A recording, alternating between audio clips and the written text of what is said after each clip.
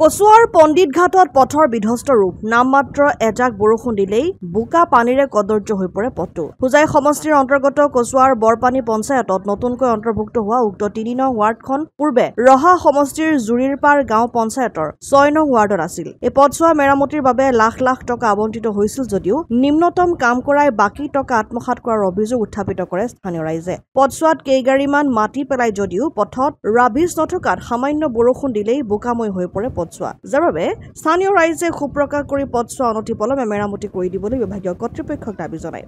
23-24 বছৰ কাম আছিলে। এই কামখিনি আমাৰ পণ্ডিতঘাটৰ মানুহে নিজে লোকেল মানুহে কৰিছে।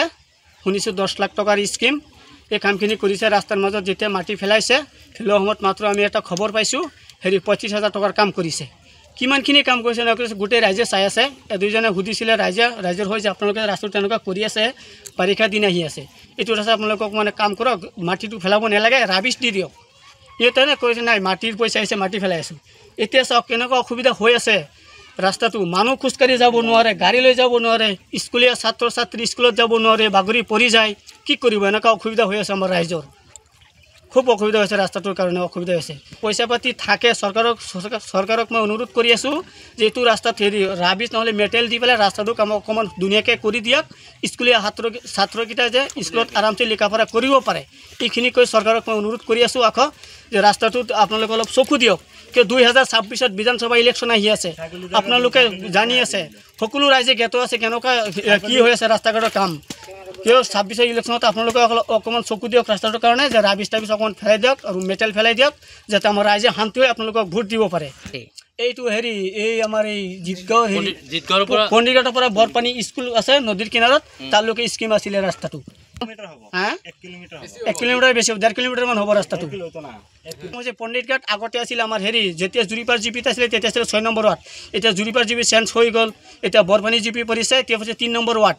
এতিয়া পৰিছে হোজাই জিলাত পৰিছে নতুনকৈ।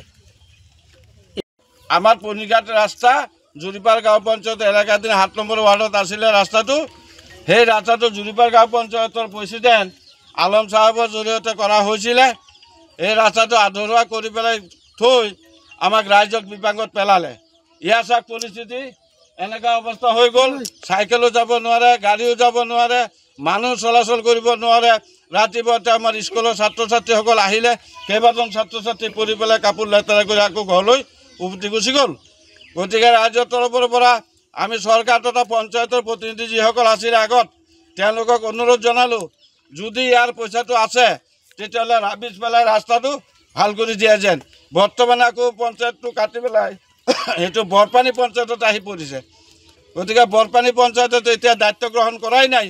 তথাপিও তেওঁলোকে যাতে অলপ চকু দিয়াৰ কাৰণে আমাৰ ৰাইজৰ তৰফৰ পৰা সকলোৱে ইয়াৰ পৰিস্থিতি দেখাইছে। ৰাইজে যাতে সুবিধাভাৱে চলিব পাৰে তাৰ কাৰণে অলপ মেৰামতি কৰি দিয়াৰ কাৰণে অনুৰোধ জনালোঁ।